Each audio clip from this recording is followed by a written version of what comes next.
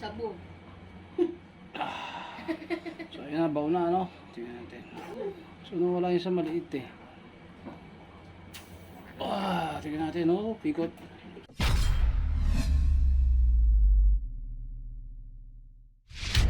Sapa kasi pa. Ito yung ating gulo ngayon. Meron siyang dalawang bukol ano. Ang tawag pala sa kanya ayon sa research ni Master Idol Maverick HC ay tawag dun tire blisters no? So meron siyang senior sa akin na video regarding parang ipopoke mo siya no? Butasin mo.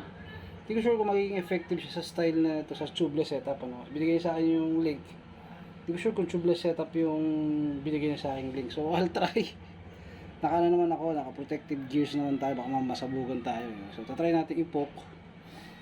May titano pa ata ito Meron pa naman tayong sealant na konti paikutin ko na lang pabalik. Katakot. Pag hindi nag-seal, wala tayo magagawa.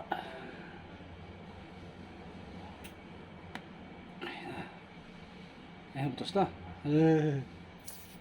Oops.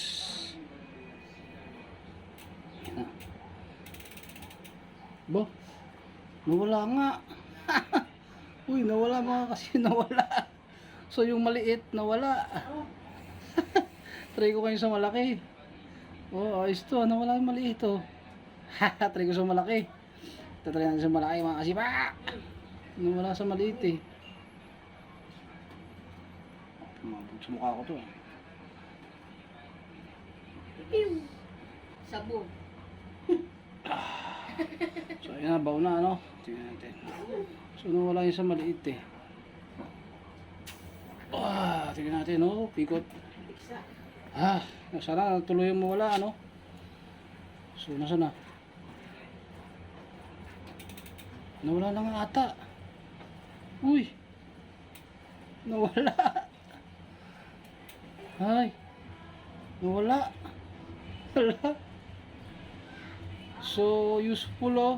Pala thank you mga sir Idol Maverick HC ano. Pero although naka-order na ako ng pamalit, pero parang ano siya no. As a sort of ayun no. Nawala. At least nawala oh. Wala oh.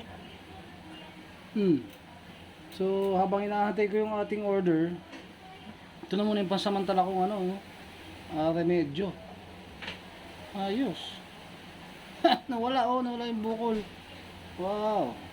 So effective siya sa tubeless setup or sa non-tubeless setup ano. Wow, ayos na wala. Okay Hindi din nag-seal naman yung butas dahil sa tubeless nga ito no?